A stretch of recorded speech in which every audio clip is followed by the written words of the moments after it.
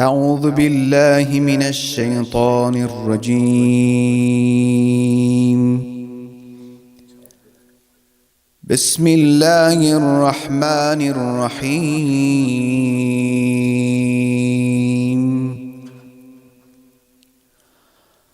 وما من دابة في الأرض إلا على الله رزقها ويعلم مستقرها ومستودعها كل في كتاب مبين. وهو الذي خلق السماوات والأرض في 6 أيام وكان عرشه على الماء ليبلوكم أيكم أحسن عملا. ولئن قلت إنكم مبعوثون من بعد الموت ليقولن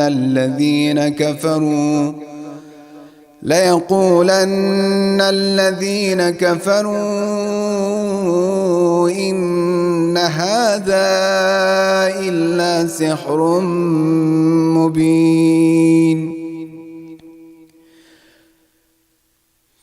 ولئن أخرنا عنهم العذاب إلى أمة معدودة ليقولن ما يحبسوه ألا يوم يأتيهم ليس مصروفا عنهم وحاق بهم ما كانوا به يستهزئون.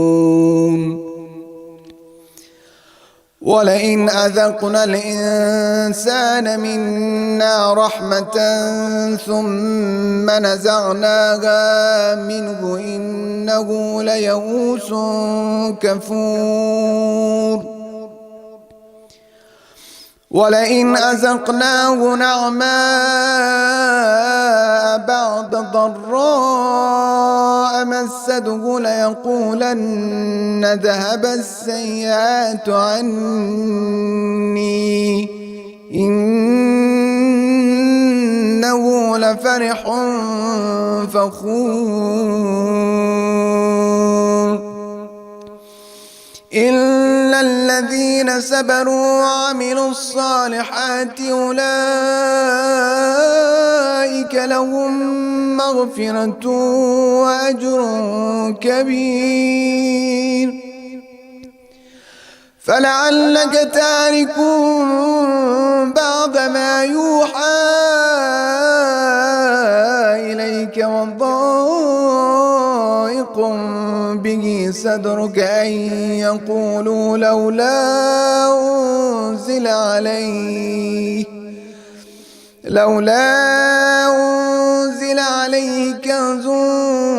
كنز أو جاء معه ملك إنما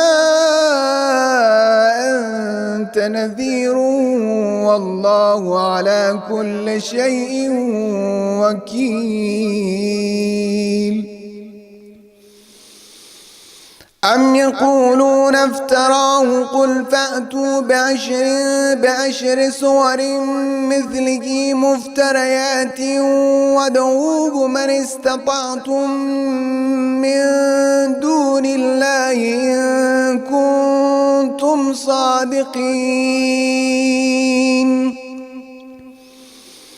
فإن لم يستجيبوا لكم فاعلموا أنما أنزل بعلم الله وأن لا إله إلا هو فهل أنتم مسلمون.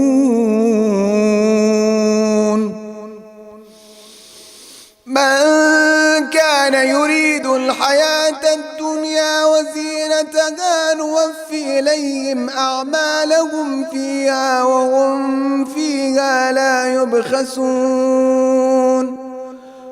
أولئك الذين الذين ليس لهم في الآخرة إلا النار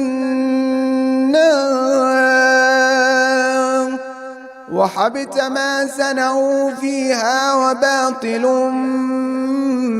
ما كانوا يعملون.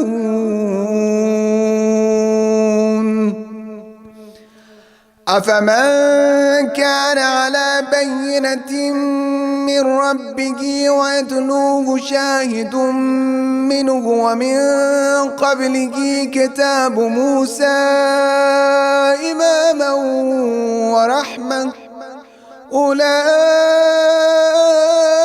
يؤمنون به ومن يكفر به من الأحزاب فالنار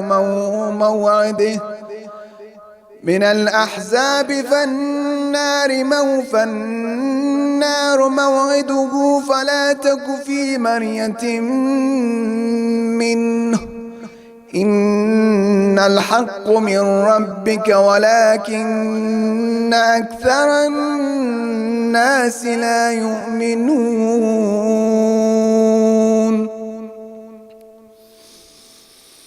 ومن أظلم ممن افترى على الله كذبا أولئك يعرضون على ربهم ويقول الأشهاد هؤلاء الذين كذبوا على ربهم ألا لعنة الله على الظالمين.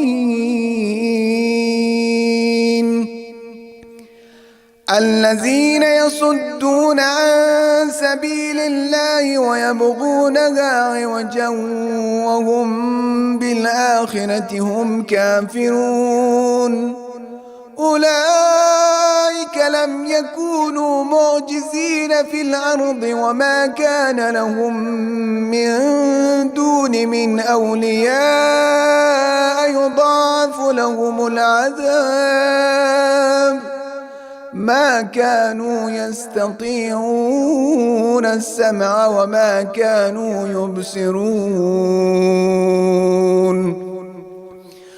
أولئك الذين خسروا أنفسهم وضل عنهم ما كانوا يفترون لا جرم أنهم في الآخرة هم الأخسرون.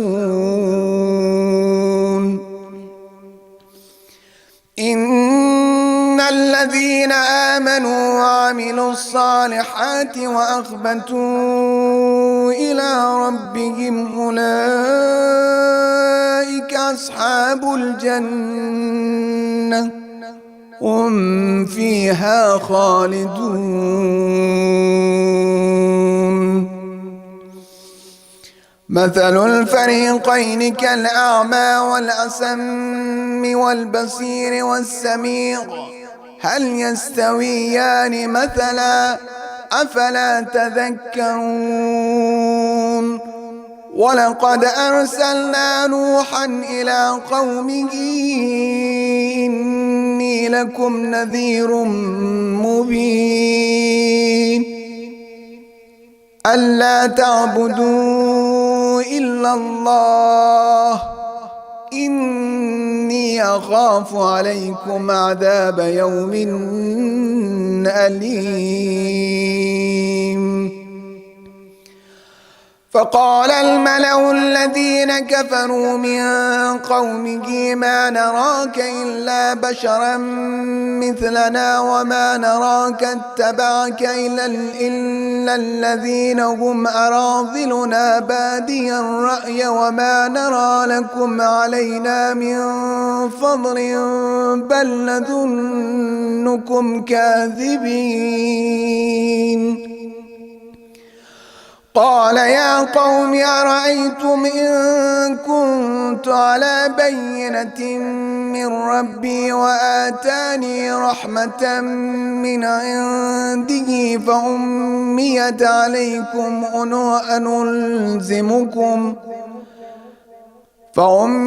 عليكم أنلزمكموها وأنتم لها كارهون. ويا قوم لا أسألكم عليه مالا إن أجري إلا على الله وما أنا بطارد الذين آمنوا إنهم ملاقو ربهم ولكني أراكم قوما تجهلون.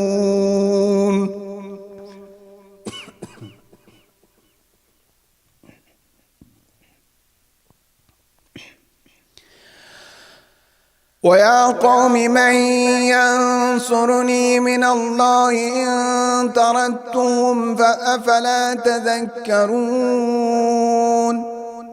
ولا أقول لكم عندي خزائن الله ولا أعلم الغيب ولا أقول إني ملك ولا أقول للذين تزدري أعينكم لن يؤتيهم الله خيرا الله أعلم بما في أنفسهم إني إذا لمن الظالمين. قال يا نوح قد جادلتنا فأكثرت جدالنا فأتنا بما تعدنا إن كنت من الصادقين. قال إنما يأتيكم به الله إن شاء وما أنتم بمعجزين. ولا ينفعكم نصحي إن أردت أن أنصح لكم إن كان الله يريد أن يغويكم هو ربكم وإليه ترجعون. أم يقولون افتراه قل إن افتريته فعلي إجرامي وأنا بريء مما تجرمون. وأوحي إلى نوح أنه لن يؤمن من قومك إلا من قد آمن فلا تبتئس بما كانوا يفعلون. واصنع الفلك بأعيننا وأوحينا ولا تخاطبني في الذين ظلموا إنهم مغرقون. ويصنع الفلك وكلما مر عليه ملأ من قومه سخروا منه قال إن تسخروا منا فإنا نسخر منكم كما تسخرون. فسوف تعلمون من يأتيه عذاب يخزيه ويحل عليه عذاب مقيم. حتى إذا جاء أمرنا وفارت النور قل نحمل فيها من كل زوجين اثنين وأهلك إلا من سبق عليه القول وما آمن معه إلا قليل. وقال اركبوا فيها بسم الله مجريها ومرساها إن ربي لغفور رحيم. وهي تجري بهم في موج كالجبال ونادى نوح ابنه وكان في معزل يا بني اركب معنا ولا تكن مع الكافرين.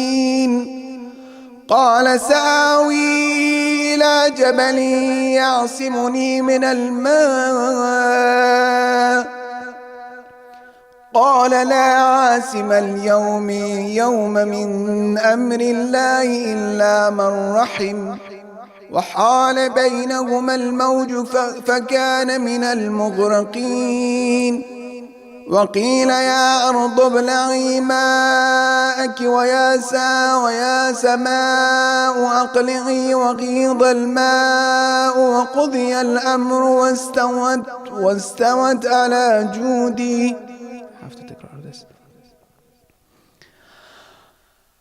وقيل يا أرض ابلعي ماءك ويا سماء أقلعي وغيض الماء وقضي الأمر واستوت على جودي.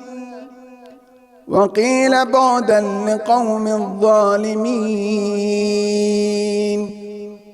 ونادى نوح ربه فقال رب إن ابني من أهلي وإنك وعدك الحق وأنت أحكم الحاكمين.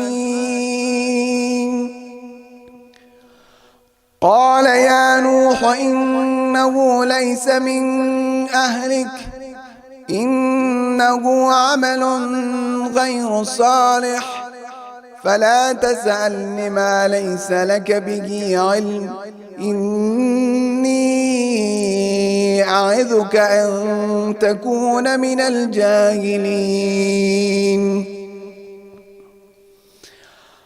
قال رب إني أعوذ بك أن أسألك ما ليس لي به علم وإلا تغفر لي وترحمني أكن من الخاسرين. قيل يا نوح اهبط بسلام منا وبركات عليك وعلى ممن معك وأمم سنمتعهم ثم يمسهم منا عذاب أليم. تلك من أنباء الغيب نوحيها إليك ما كنت تعلمها أنت ولا قومك من قبل هذا فاصبر إن العاقبة للمتقين. وإلى عاد أخاهم هودا قال يا قوم اعبدوا الله ما لكم من إله غيره إن أنتم إلا مفترون. يا قوم لا أسألكم عليه أجرا إن أجري إلا على الذين فطرني أفلا تعقلون. ويا قوم استغفروا ربكم ثم توبوا إليه يرسل السماء عليكم مدرارا ويزدكم قوة إلى قوتكم ولا تتولوا مجرمين. قالوا يا هود ما جئتنا ببينة وما نحن بتاركي آلهتنا عن قولك وما نحن لك بمؤمنين إن نقول إلا اعتراك بعض آلهتنا بسوء. قال إني أشهد الله واشهدوا أني بريء مما تشركون من دونه فكيدوني جميعا ثم لا تنظرون. إني توكلت على الله ربي وربكم ما من دابة إلا هو آخذ بناصيتها إن ربي على صراط مستقيم. فإن تولوا فقد أبلغتكم ما أرسلت به إليكم، ويستخلف ربي قوما غيركم ولا تضرونه شيئا، إن ربي على كل شيء حفيظ. ولما جاء أمرنا نجينا هودا والذين آمنوا معه برحمة منا ونجيناهم من عذاب غليظ. وتلك عاد جحدوا بآيات ربهم وعصوا رسله واتبعوا أمر كل جبار عنيد. وأتبعوا في هذه الدنيا لعنة ويوم القيامة ألا إن عادا كفروا ربهم ألا بعدا لعاد قوم هود. وإلى ثمود أخاهم صالحا قال يا قوم اعبدوا الله ما لكم من إله غيره هو أنشأكم من الأرض واستعمركم فيها فاستغفروه ثم توبوا إليه إن ربي قريب مجيب. قالوا يا صالح قد كنت فينا مرجوا قبل هذا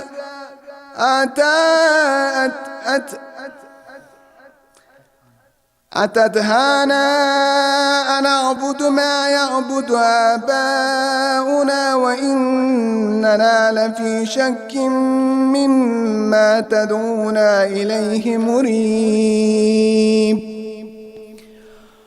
قال يا قوم أرأيتم إن كنت على بينة من ربي وآتاني منه رحمة فمن ينصرني من الله إن أسيته فما تزيدونني غير تخسير. ويا قوم هذه ناقة الله لكم آية فذروها تأكل في أرض الله ولا تمسوها بسوء فيأخذكم عذاب قريب.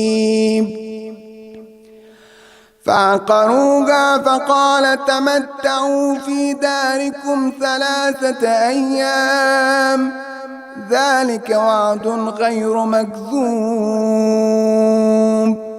فلما جاء أمرنا نجينا صالحا والذين آمنوا معه برحمة منا ومن خزي يومئذ إن ربك هو القوي العزيز. وأخذ الذين ظلموا الصيحة فاصبحوا في ديارهم جاثمين كأن لم يغنوا فيها ألا إن ثمود كفروا ربهم ألا بعدا لثمود. ولقد جاءت رسلنا إبراهيم بالبشرى فقالوا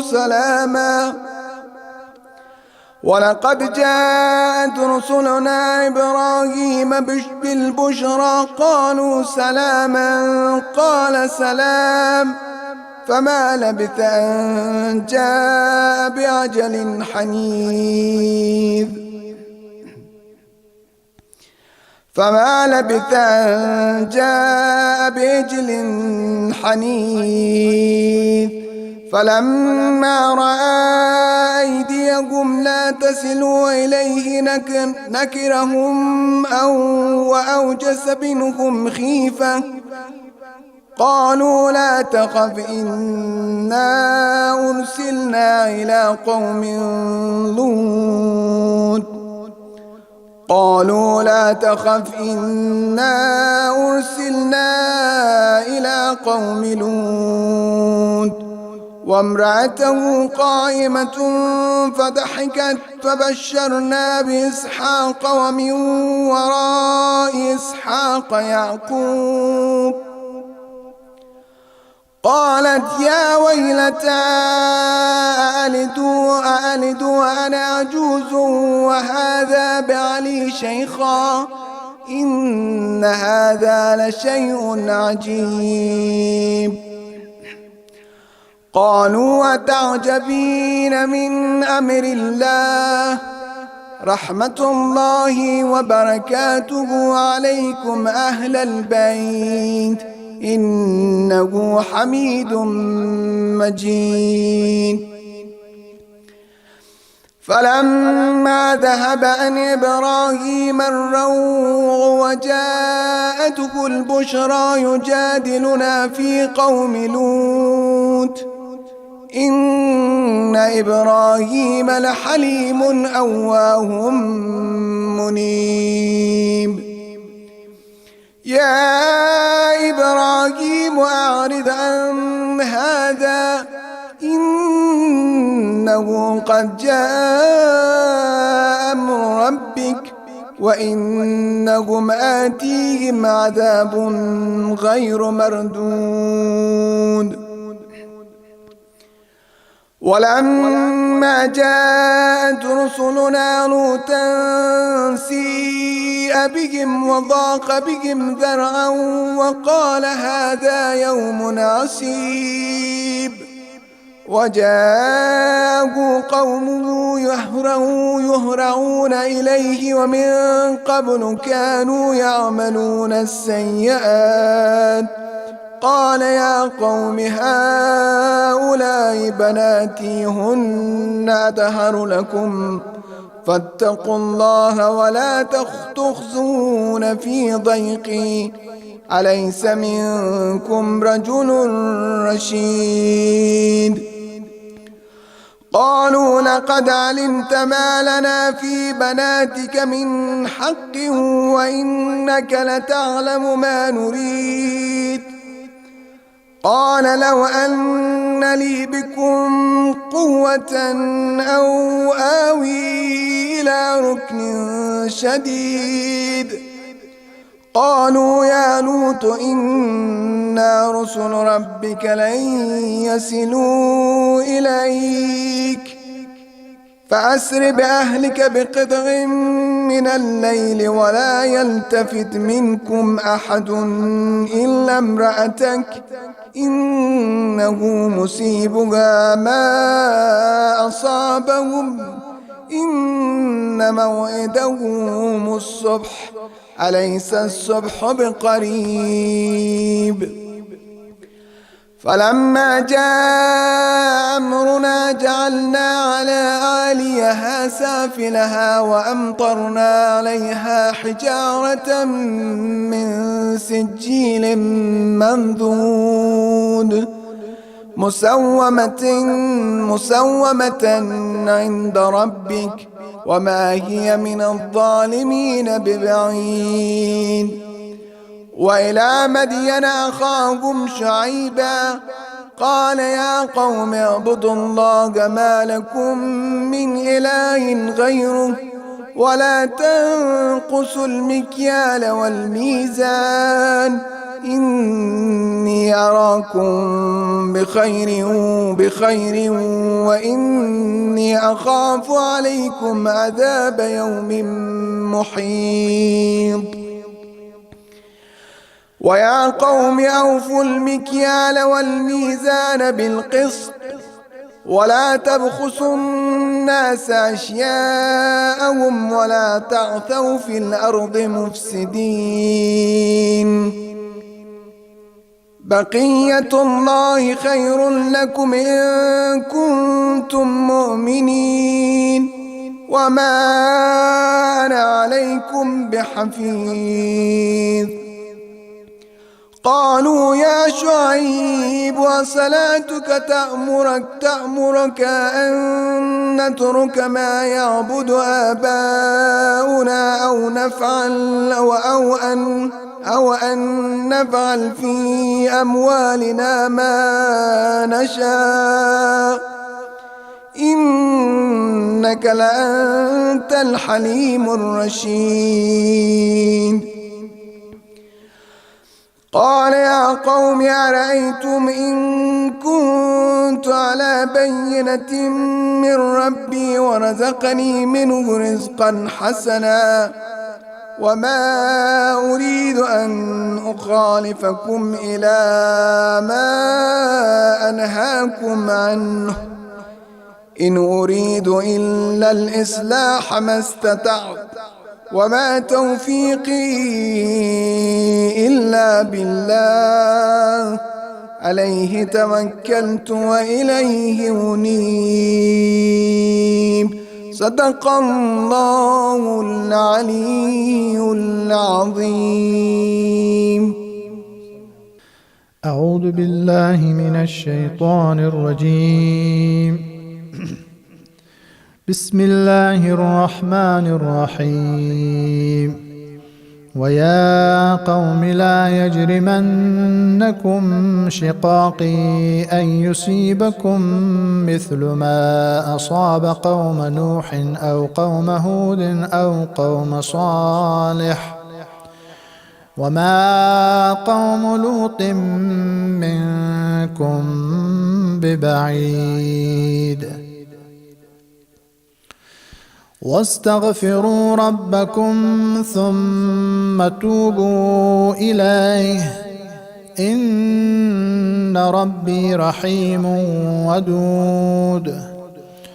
قالوا يا شعيب ما نفقه كثيرا مما تقول وإنا لنراك فينا ضعيفا ولولا رهتك لرجمناك وما أنت علينا بعزيز. قال يا قوم أرهتي أعز عليكم من الله واتخذتموه وراءكم ظهريا. قال يا قوم أرهطي أعز عليكم من الله واتخذتموه وراءكم ظهريا إن ربي بما تعملون محيط. ويا قوم اعملوا على مكانتكم إني عامل سوف تعلمون من يأتيه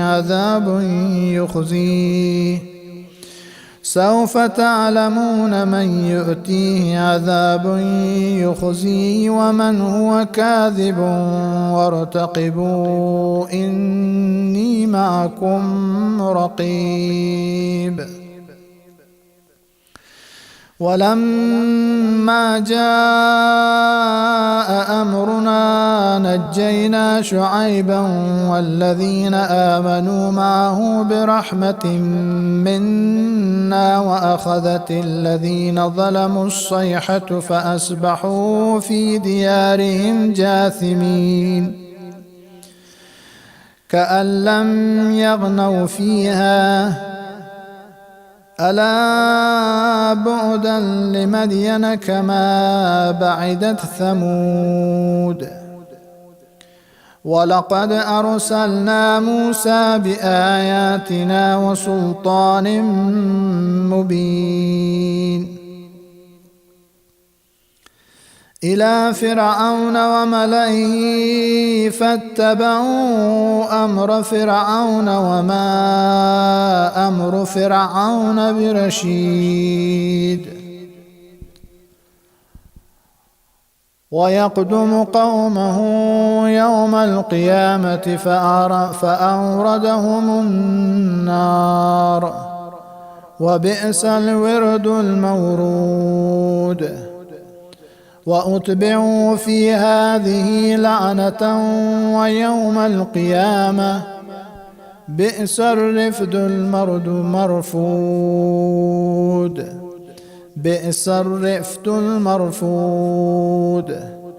ذلك من أنباء القرى نقصه عليك منها قائم وحسيد.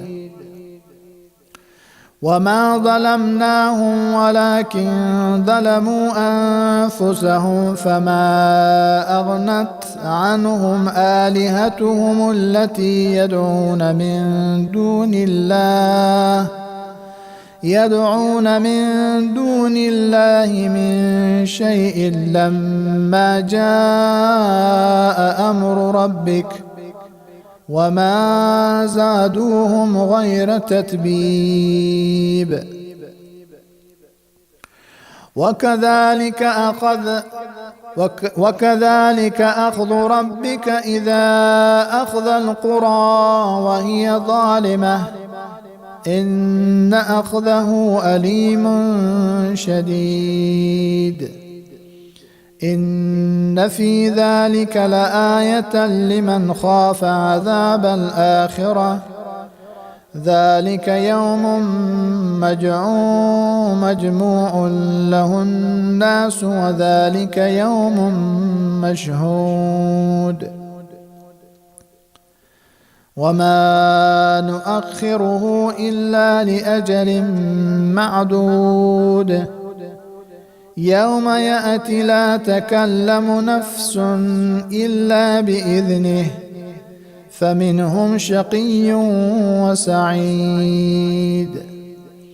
فأما الذين شقوا ففي النار لهم فيها زفير وشهيق خالدين فيها ما دامت السماوات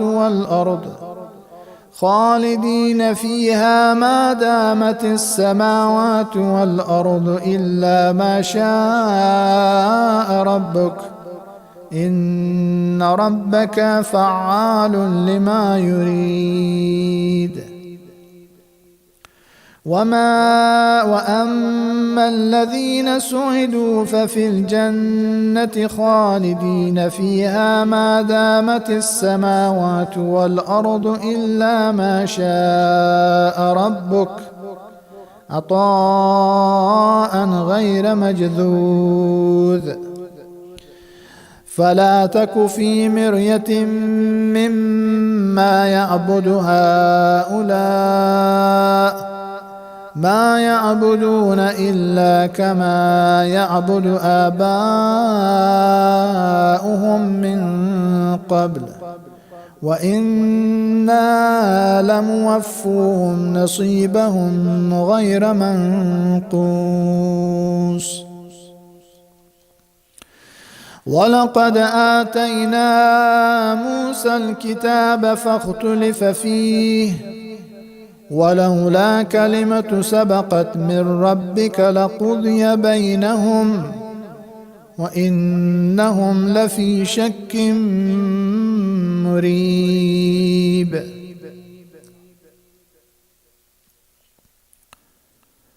ولولا كلمة سبقت من ربك لقضي بينهم وإنهم لفي شك منه مريب. وإن كلا لما ليوفينهم ربك أعمالهم إنه بما يعملون خبير. فاستقم كما أمرت ومن تاب معك إنه بما تعملون بصير. ولا تركنوا إلى الذين ظلموا فتمسكم النار وما لكم من دون الله من أولياء ثم لا تنصرون. وأقم الصلاة طرفي النهار وزلفا من الليل إن الحسنات يذهبن السيئات ذلك للذاكرين.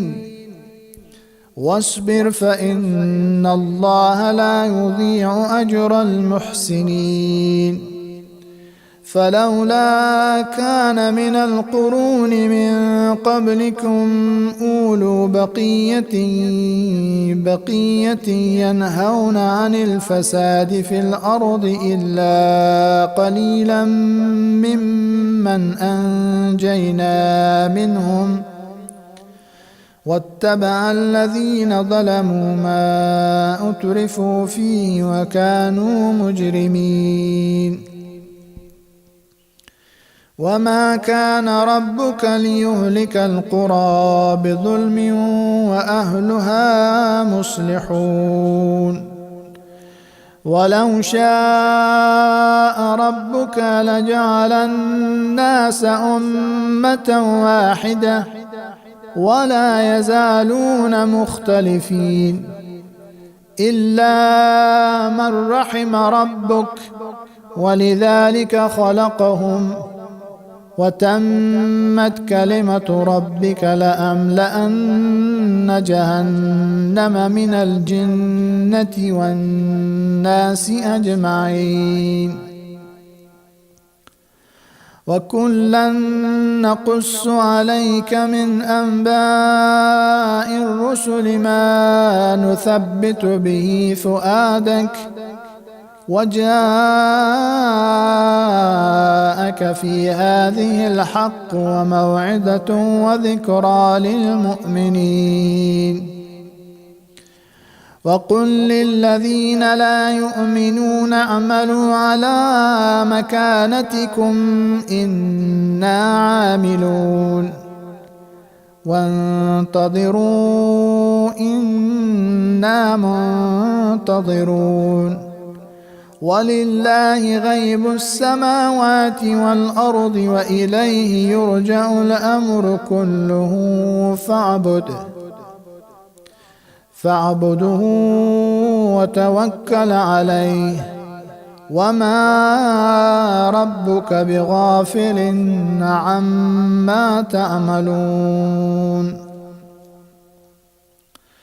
بسم الله الرحمن الرحيم. ألف لام را تلك آيات الكتاب المبين. إنا أنزلناه قرآنا عربيا لعلكم تعقلون. نحن نقص عليك أحسن القصص بما أوحينا إليك هذا القرآن وإن كنت من قبله لمن الغافلين. إذ قال يوسف لأبيه يا أبت إني رأيت 11 كوكبا والشمس والقمر رأيتهم لي ساجدين. قال يا بني لا تقصص رؤياك على إخوتك فيكيدوا لك كيدا إن الشيطان للإنسان عدو مبين. وكذلك يجتبيك ربك ويعلمك من تأويل الأحاديث ويتم نعمته عليك وعلى آل يعقوب كما أتمها على أبويك من قبل إبراهيم وإسحاق إن ربك عليم حكيم. لقد كان في يوسف وإخوته آيات للسائلين إذ قالوا ليوسف وأخوه أحب إلى أبينا منا ونحن عصبة إن أبانا لفي ضلال مبين اقتلوا يوسف أو اطرحوه أرضا يخل لكم وجه أبيكم وتكونوا من بعده قوما صالحين. قال قائل منهم لا تقتلوا يوسف وألقوه في غيابة الجب يلتقطه بعض السيارة إن كنتم فاعلين. قالوا يا أبانا ما لك لا تأمنا على يوسف وإنا له لناصحون أرسله معنا غدا يرتع ويلعب وإنا له لحافظون. قال إني ليحزنني أن تذهبوا به وأخاف أن يأكله الذئب وأنتم عنه غافلون. قالوا لئن أكله الذئب ونحن عصبة إنا إذا لخاسرون.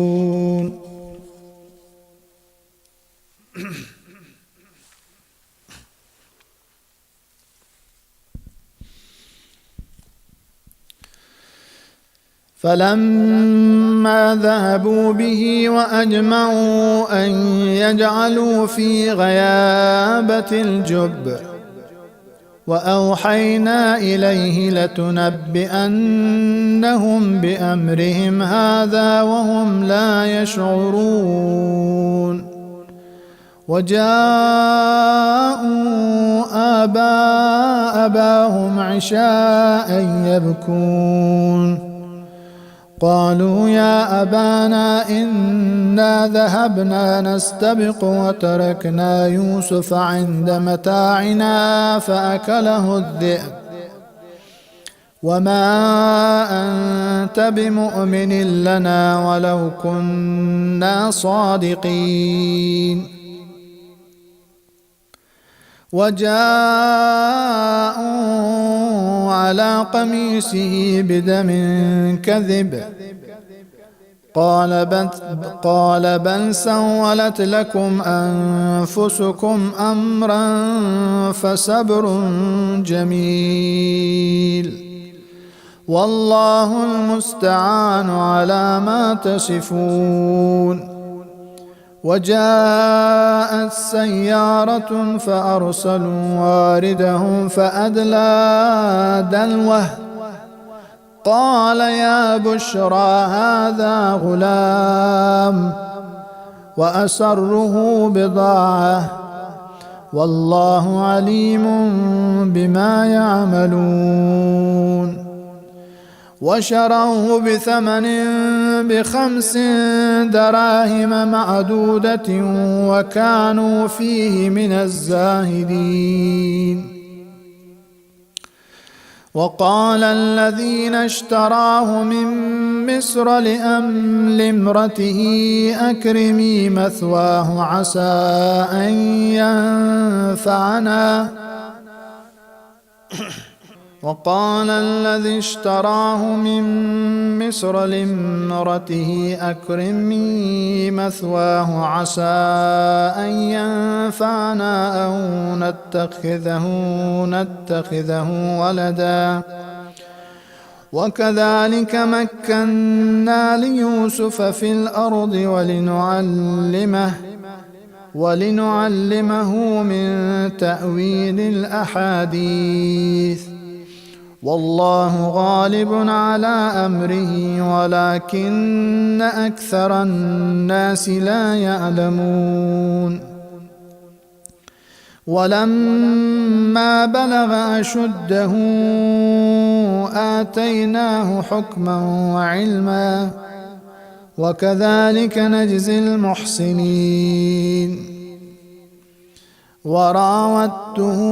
وراوته التي هو في بيتها عن نفسه وغلقت الأبواب وقالت هيت لك. قال معاذ الله إنه ربي أحسن مثواي إنه لا يفلح الظالمون. ولقد همت به وهم بها لولا أن رأى برهان ربه كذلك لنصرف عنه السوء والفحشاء إنه من عبادنا المخلصين. واستبق الباب وقدت قميصه من دبر وألفيا سيدها لدى الباب. قالت ما جزاء من أراد بأهلك سوءا إلا أن يسجن أو عذاب أليم. قال هي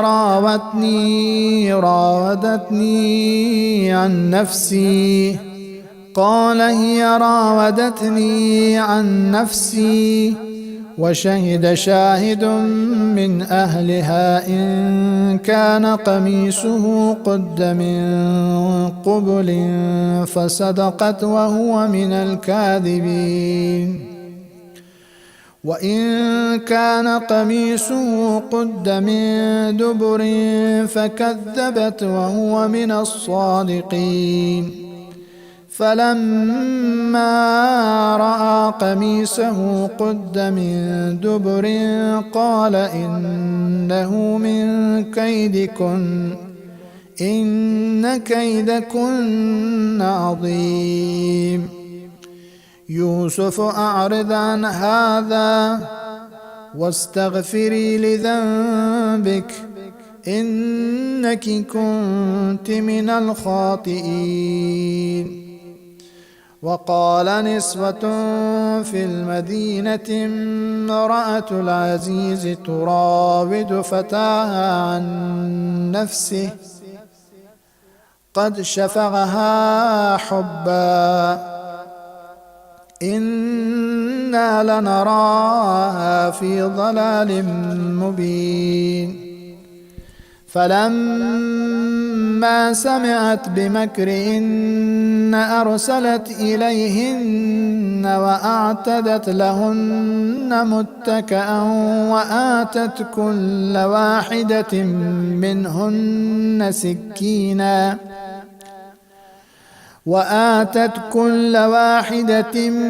منهن سكينا وقالت اخرج عليهن. فلما رأينه أكبرنه وقطعن أيديهن وقلن حاش لله ما هذا بشرا إن هذا إلا ملك كريم. قالت فذلكن الذي لمتني فيه ولقد راودته عن نفسه فاستعصم ولئن لم يفعل ما آمره ليسجنن وليكونن من الصاغرين. قال رب السجن أحب إلي مما يدعونني إليه وإلا تصرف عني كيدهن أسب إليهن وأكن من الجاهلين فاستجاب له ربه فصرف عنه كيدهن إنه هو السميع العليم ثم بدلهم من بعد ما رأوا الآيات ليسجننه حتى حين ودخل معه السجن فتيان قال أحدهما إني أراني أعصر خمرا وقال الآخر إني أراني أحمل فوق رأسي خبزا تأكل الطير منه نبئنا بتأويله إنا نراك من المحسنين قال لا يأتيكما طعام ترزقانه إلا نبأتكما بتأويله قبل أن يأتيكما ذلكما مما علمني ربي إني تركت ملة قوم لا يؤمنون بالله وهم بالآخرة هم كافرون واتبعت ملة آبائي إبراهيم وإسحاق ويعقوب ما كان لنا أن نشرك بالله من شيء ذلك من فضل الله علينا وعلى الناس ولكن أكثر الناس لا يشكرون يا صاحبه السجن أأرباب متفرقون خير أم الله الواحد القهار ما تعبدون من دونه إلا أسماء سميتموها أنتم وآباؤكم ما أنزل الله بها من سلطان إن الحكم إلا لله أمر أن لا تعبدوا إلا إياه ذلك الدين القيم ولكن أكثر الناس لا يعلمون يا صاحبي السجن أما أحدكما فيسقي ربه خمرا وأما الآخر فيصلب فتأكل الطير من رأسه قضي الأمر الذي فيه تستفتيان وقال للذين ظن أنه ناج منهما اذكرني عند ربك فأنساه الشيطان وقال للذين ظن أنه ناج منهم اذكرني عند ربك فأنساه الشيطان ذكر ربه فلبث في السجن بضع سنين وقال الملك إني أرى 7 بقرات سمان يأكلهن 7 عجاف و7 سنبلات خضر وأخر يابسات يا أيها الملأ أفتوني في رؤياي إن كنتم للرؤيا تعبرون قالوا أضغاث أحلام وما نحن بتأويل الأحلام بعالمين. وقال الذي نجا منهما وادكر بعد أمة أنا أنبئكم بتأويله فأرسلون. يوسف أيها الصديق افتنا في 7 بقرات سمان يأكلهن 7 عجاف و7 سنبلات خضر وأخر يابسات لعلي أرجع إلى الناس لعلهم يعلمون. قال تزرعون 7 سنين دأبا فما حسدتم فذروه في سنبله إلا قليلا مما تأكلون. ثم يأتي من بعد ذلك 7 شداد يأكلن ما قدمتم لهن إلا قليلا مما تحسنون. ثم يأتي من بعد ذلك عام فيه يغاث الناس وفيه يعصرون. وقال الملك ائتوني به فلما جاءه الرسول قال ارجع إلى ربك فاسأله ما بال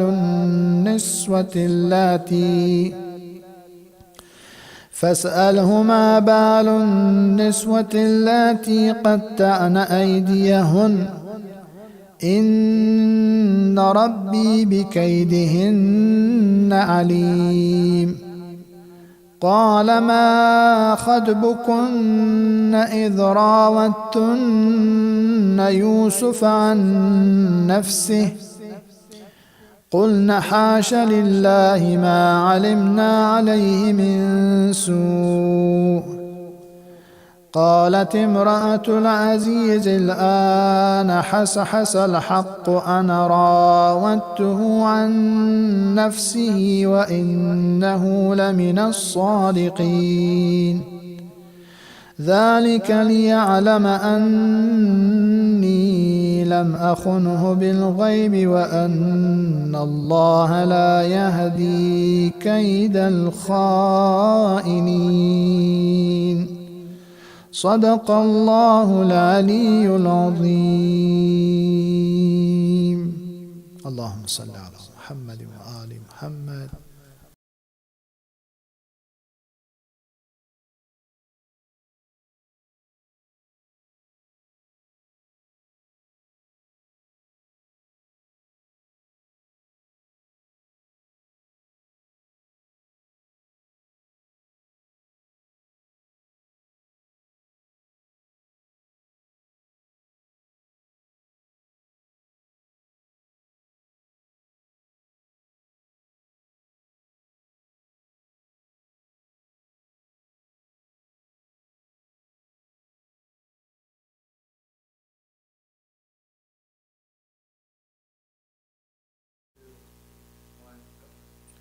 أعوذ بالله من الشيطان الرجيم. بسم الله الرحمن الرحيم. اللهم صل على محمد وآل محمد.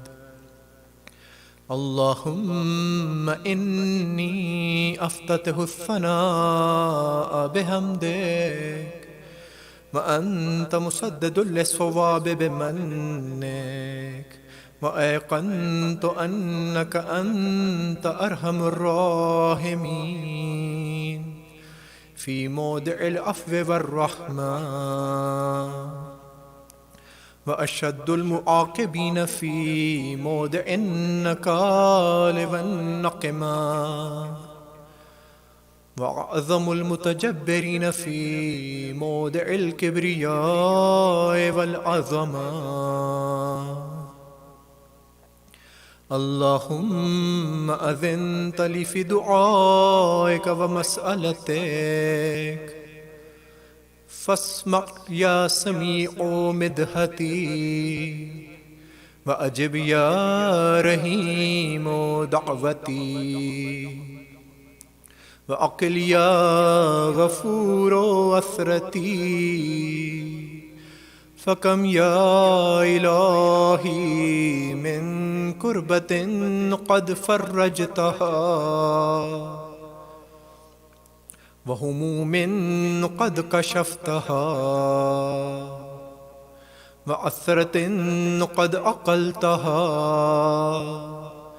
ورحمة قد نشرتها وحلقة بلاء قد فككتها.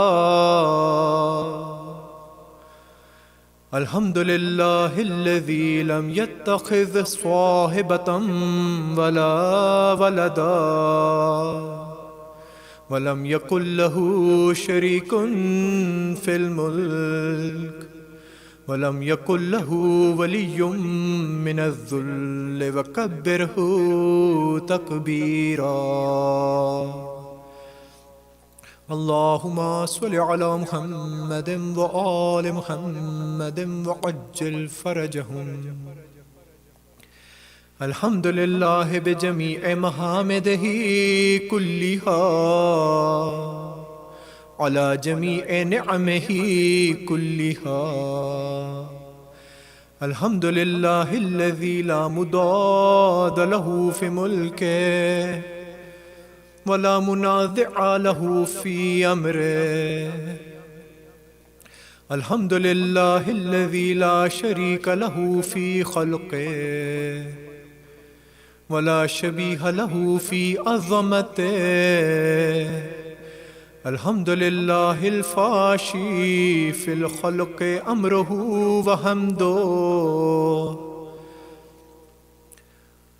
وحمده الظاهر بالكرم مجده الباسط بالجود يدا الذي لا ينقص خزائنه ولا تزيده كثرة العطاء إلا جودا وكرما. إنه هو العزيز الوهاب. اللهم إني أسألك قليلا من كثير مع حاجة بي إليه عظيما وغناك عنه قديم وهو عندي كثير وهو عليك سهل يسير. اللهم إن عفوك عن ذنبي وتجاوزك عن خطيئتي وصفك عن ظلمي وسترك على قبيح عملي وحلمك عن كثير جرمي عندما كان من خطائي وعمدي. أطمعني في أن أسألك ما لا أستوجبه منك الذي رزقتني من رحمتك وعريتني من قدرتك وعرفتني من إجابتك فصرت عدوك آمنا وأسألك مستانسا لا خائفا ولا وجلا مدلا عليك فيما قصدت فيه إليك. فإن أبطأ عني أتبت بجهلي عليك ولعل الذي أبطأ عني هو خير لي لعلمك بعاقبة الأمور فلم أرى مولا كريما. أصبر على عبد اللئيم منك عليه يا رب إنك تدعوني فأولي عنك وتتحبب إلي فأتبغض إليك وتتودد إلي فلا أقبل منك كأن ليتطول عليك فلم يمنعك ذلك من الرحمة لي والإحسان إليك وتفضل علي بجودك وكرمك فارحم عبدك الجاهل وجد عليه بفضل إحسانك إنك جواد كريم. الحمد لله مالك الملك مجري الفلك مسخر الرياح فالق الإصباح ديان الدين رب العالمين.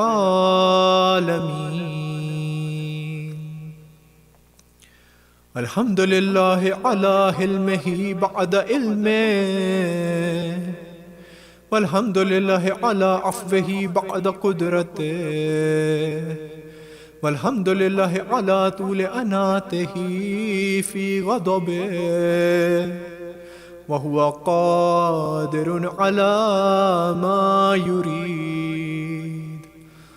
الحمد لله خالق الخلق باسط الرزق فالق الإصباح ذي الجلال والإكرام والفضل والإنعام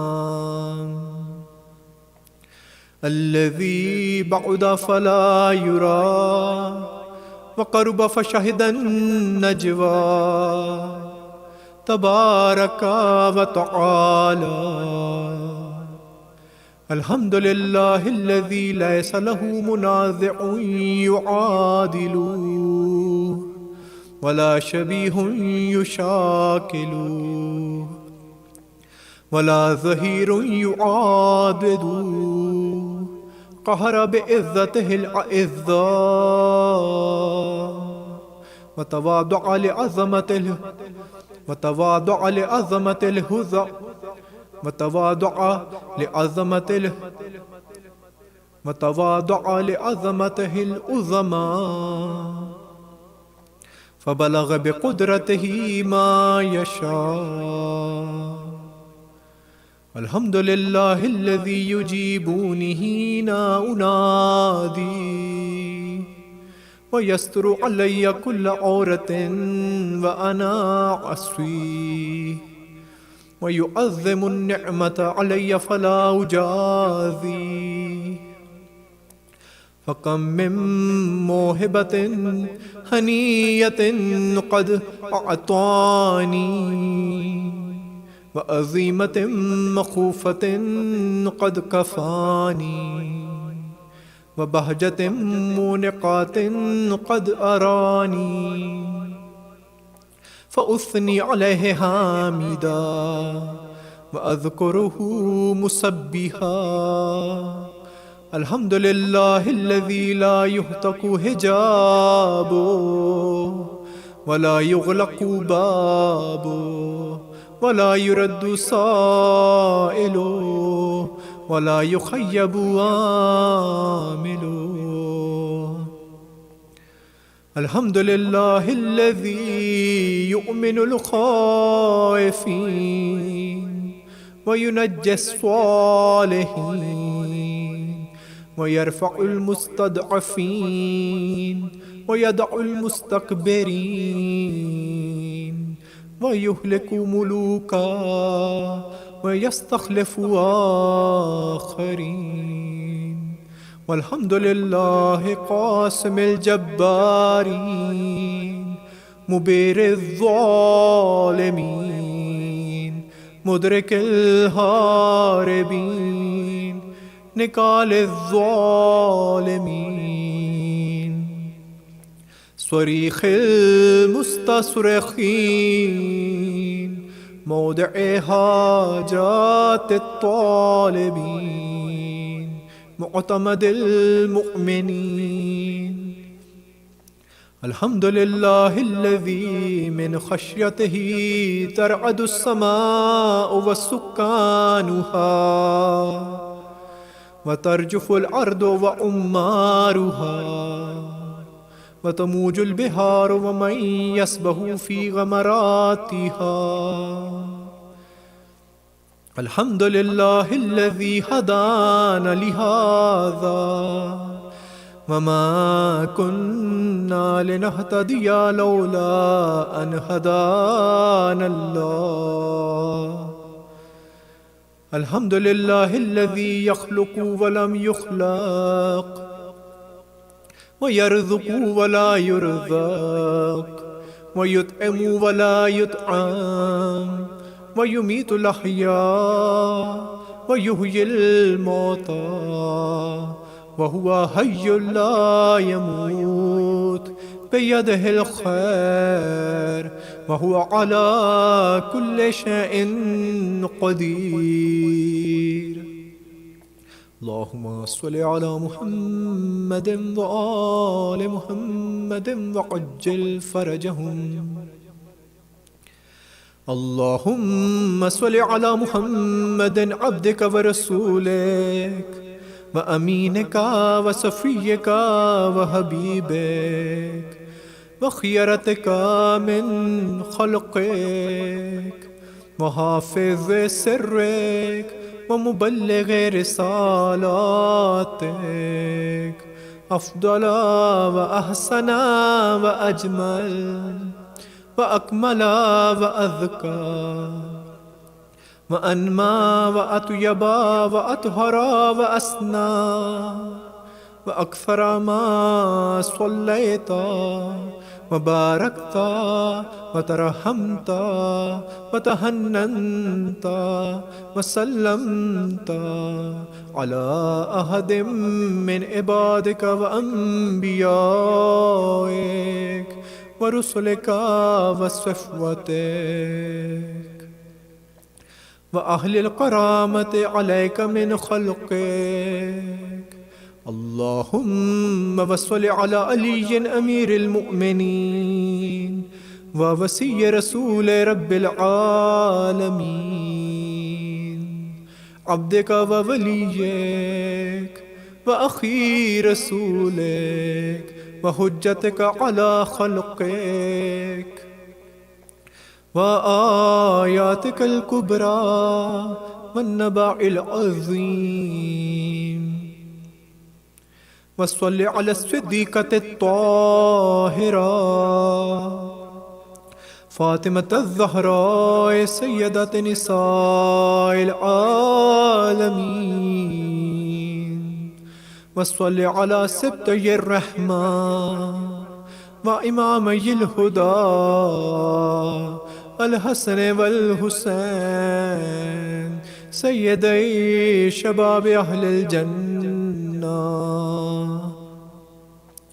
وصل على أئمة المسلمين علي بن الحسين ومحمد بن علي وجعفر بن محمد وموسى بن جعفر وعلي بن موسى ومحمد بن علي وعلي بن محمد والحسن بن علي والخلف الهادي المهدي اللهم صل على محمد وآل محمد وعجل فرجهم حججك على عبادك وأمنائك في بلادك صلاة كثيرة دائمة اللهم صل على ولي أمرك القائم المؤمن والعدل المنتظر وحفه بملائكة المقربين وأيده بروح القدس يا رب العالمين. اللهم اجعله الداعي إلى كتابك والقائم بدينك، استخلفه في الأرض كما استخلفت الذين من قبله. مكن له دينه الذي ارتضيته له، أبدله من بعده خوفه أمنا، يعبدك لا يشرك بك شيئا. اللهم أعذه وأعذذ به، وانصره وانتصر به، وانصره نصرا عزيزا، وافتح له فتحا يسيرا، واجعل له من لدنك سلطانا نصيرا. اللهم أظهر به دينك وسنة نبيك حتى لا يستخفي بشيء من الحق مخافة أحد من الخلق. اللهم إنا نرغب إليك في دولة كريمة تؤذ بها الإسلام وأهله، وتذل بها النفاق وأهله، وتجعلنا فيها من الدعاة إلى طاعتك والقادة إلى سبيلك، وترزقنا بها كرامة الدنيا والآخرة. اللهم ما عرفتنا من الحق فهملنا، وما قصرنا عنه فبلغنا. اللهم ألمم به شعثنا، واشعب به صدعنا، وارتق به فتقنا، وكثر به قلتنا، وأعذذ به ذلتنا، وأغني به عائلنا،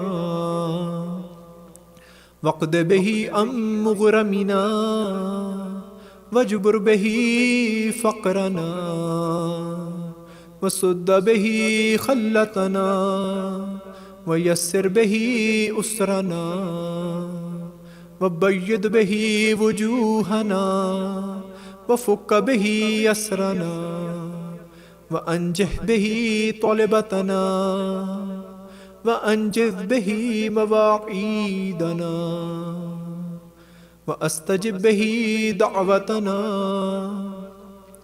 وأعطنا به سؤلنا، وبلغنا به من الدنيا والآخرة آمالنا، وأعطنا به فوق رغبتنا يا خير المسؤولين وأوسع المعطين. اشفي به صدورنا، وأذهب به غيظ قلوبنا، واهدنا به لما اختلف فيه من الحق بإذنك، إنك تهدي من تشاء إلى صراط مستقيم. وانصرنا به على عدوك وعدونا إله الحق آمين. اللهم إنا نشكو إليك فقد نبينا صلواتك عليه وآله، وغيبة ولينا، وكثرة عدونا، وقلة عددنا، وشدة الفتن بنا، وتظاهر الزمان علينا، فصل على محمد وآله وإن على ذلك بفتح منك تعجل وبدر تكشف ونصر تؤذ وسلطان حق تظهر ورحمة منك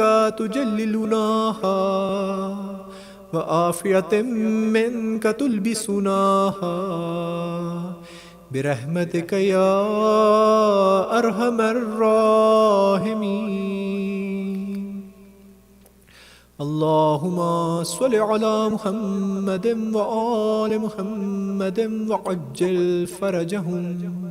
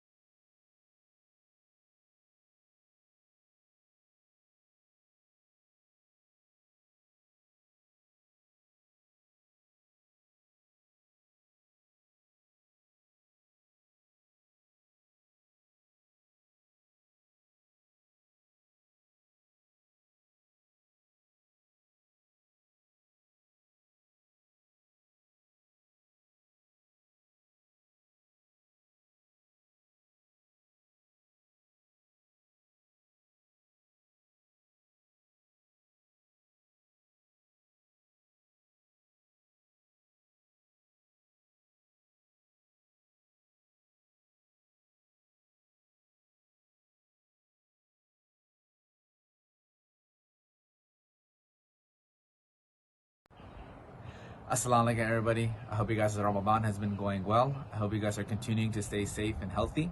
Just a few announcements before we continue with our program. This is just another reminder that our programs start every night at 5:30 with the Ramadan show. This is the children's program that has been put on. Inshallah, there's also a request that parents to please send in any pictures or videos of their children doing any of the activities, and you can send those in at info@kisakids.org. From 6 to 7 p.m. we have the recitation of the Holy Quran, and this is a collaborative effort of all the Bay Area centers, so please do encourage everyone to tune in. From 7 to 7:30 we have Dua Iftitah, and then from 7:30 to Maghrib we have our speech of the night. And tonight we are continuing the lecture series of Seyed Ali Musawi. Every Tuesday through Saturday we have our special programs, and usually start at 9:15, but for tonight and going all the way up until Sunday, the programs will start at 9 p.m. Once again, the special program starting tonight all the way to Sunday will be 9 p.m.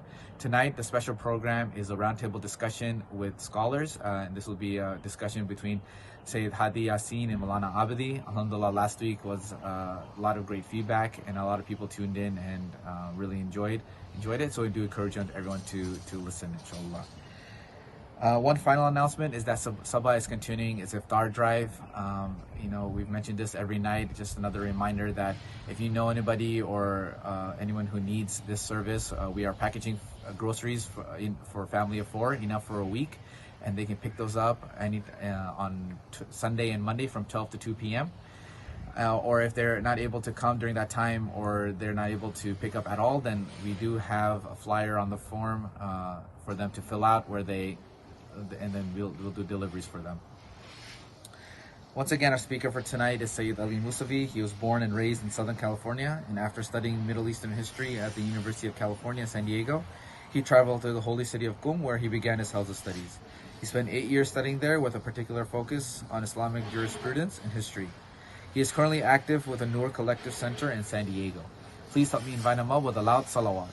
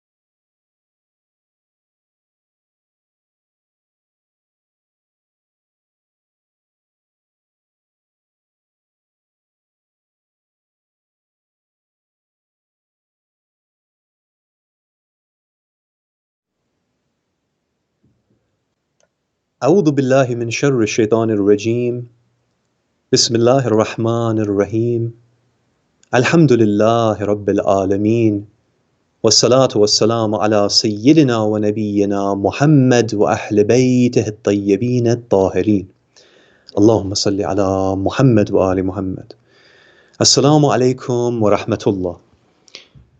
Inshallah, the topic for tonight that we will be discussing is the topic of the role that the dua plays, the supplications that we perform play in relation to our connection with Allah subhanahu wa ta'ala. When we look at the world that we live in, my brothers and sisters, one of the things that we notice is that oftentimes as Muslims, as believers, we have a desire to help other people. And so somebody can approach us and they can, for example, ask that there is a cause that requires your money. And we donate our money to that cause. And right after that, for example, another individual may come and he may give us another cause that we can donate money to. But very quickly, our money begins to dry up. That extra money that we have, it begins to dry up. And we realize that, okay, well, I can only give so much money. And it's very little, the amount that I can give before I need the rest of it for my day-to-day expenses. In the same way, we find that our time is also very limited. That we want to help this individual, we want to help that individual. But at some point, we reach that junction that we don't have any more time to give.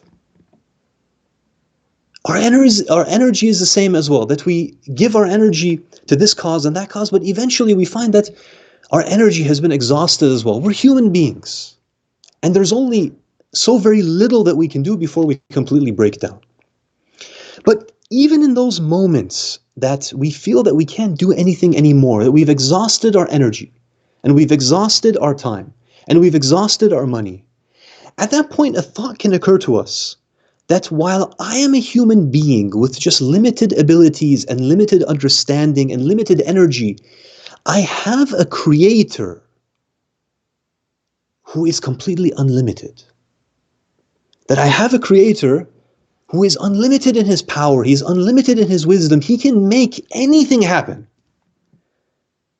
In fact, we believe as Muslims that everything happens because Allah subhanahu wa ta'ala allows it to happen.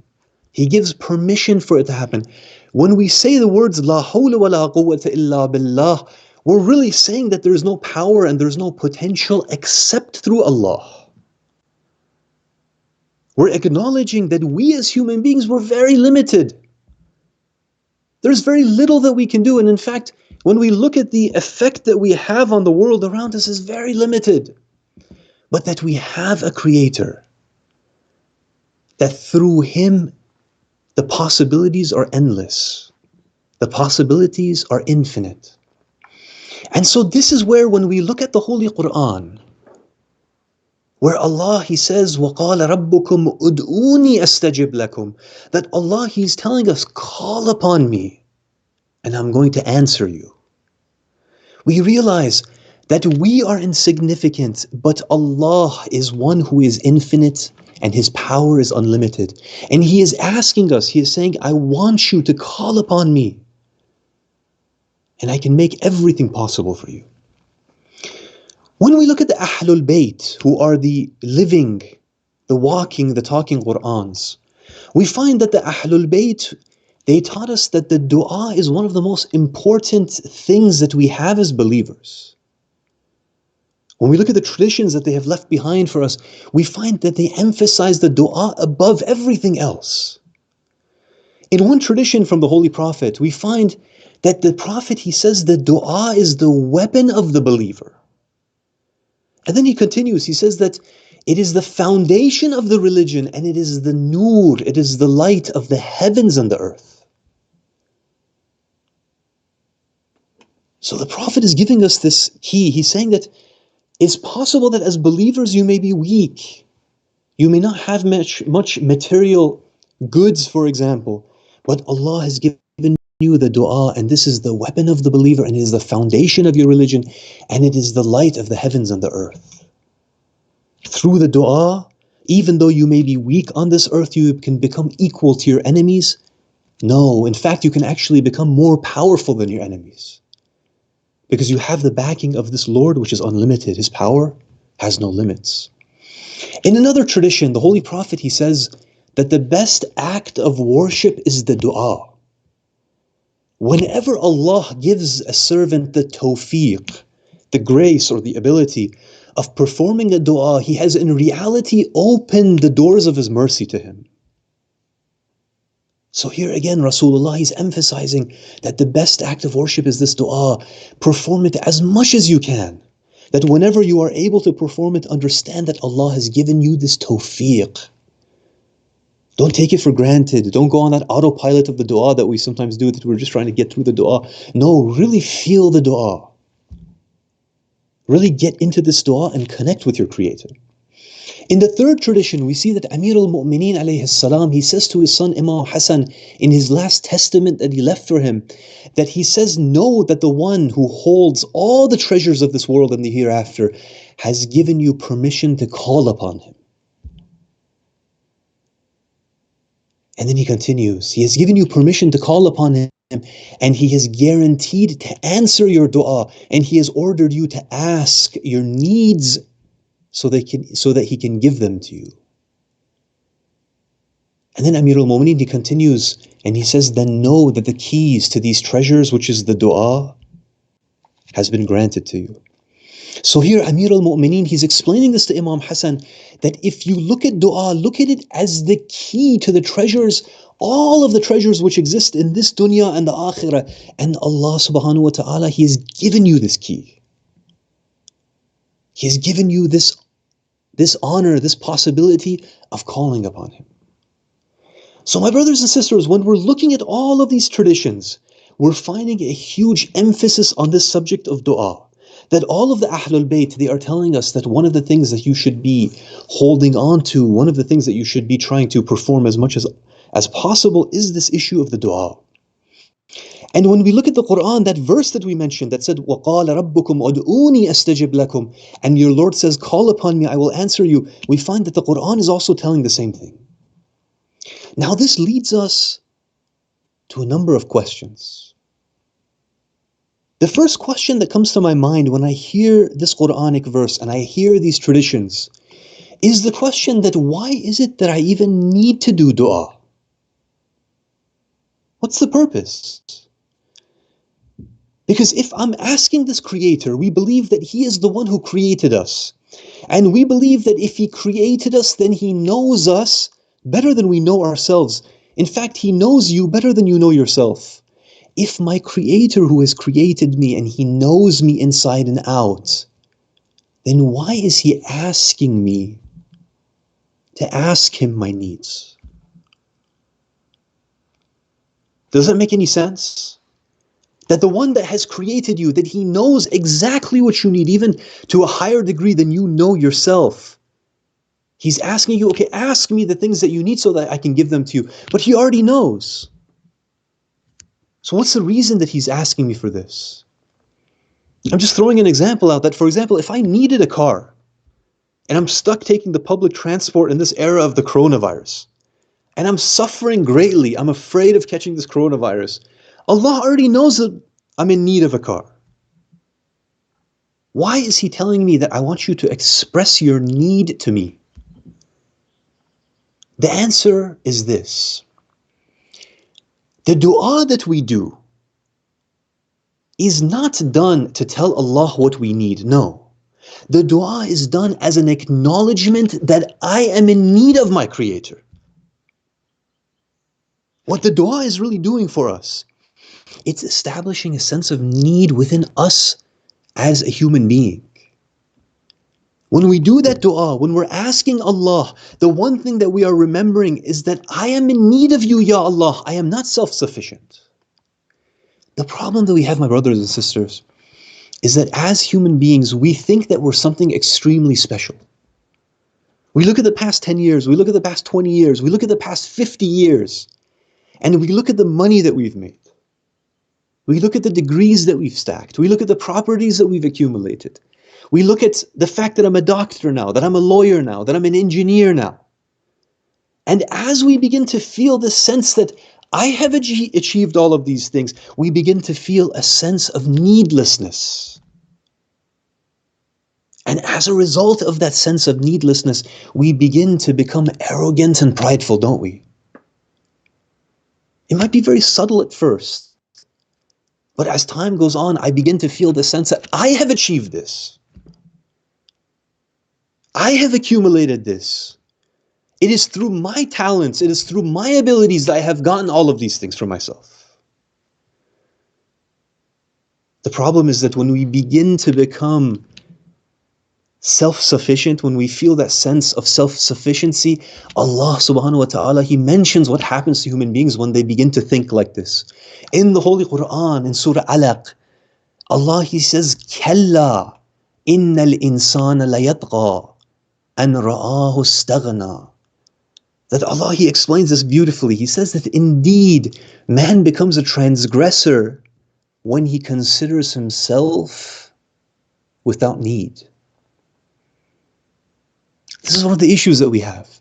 That as soon as we feel that sense of self-sufficiency, we feel that sense of arrogance, and that arrogance leads us to go beyond the boundaries that we have as human beings. So what does Allah do for us? He does us a favor. Allah, what He does is He gives us 1,000 blessings, and then when He feels that we are getting a little bit arrogant, we're losing that sense of humility, He takes one of those blessings away from us. And what happens, my brothers and sisters? We crumble. We no longer feel bulletproof.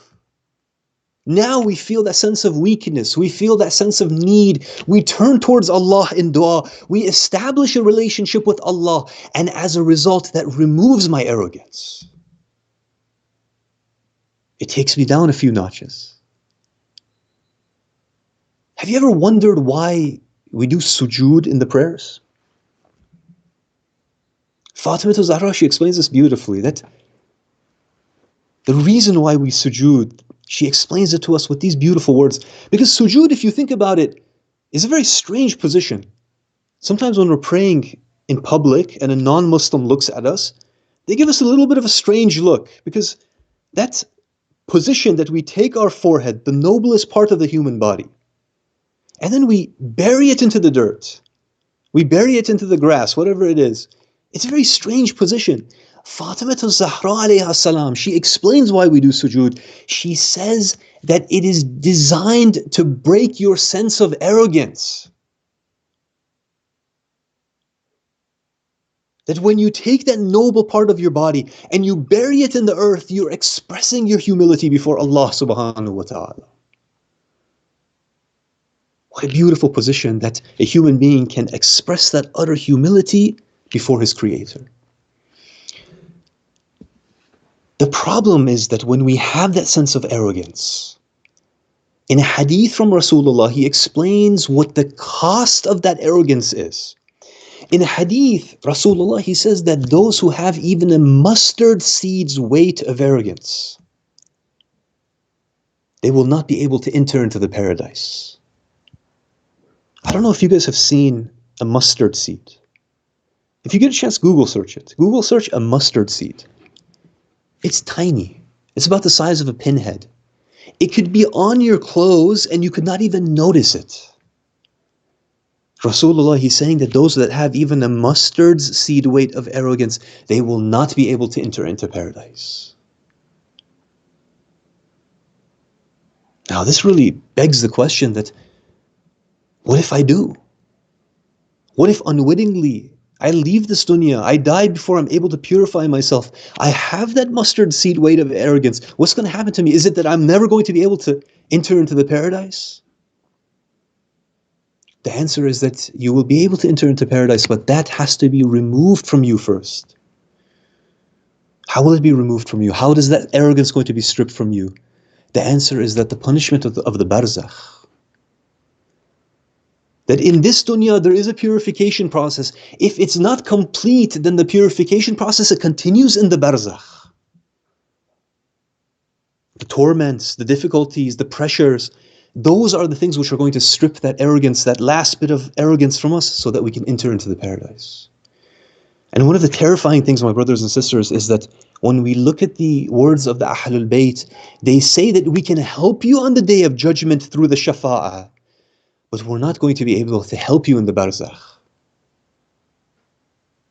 The Ahlul Bayt, they're not going to be able to do anything for us in the barzakh. They can help us if we have followed in their footsteps in the day of judgment, but in the barzakh we're on our own.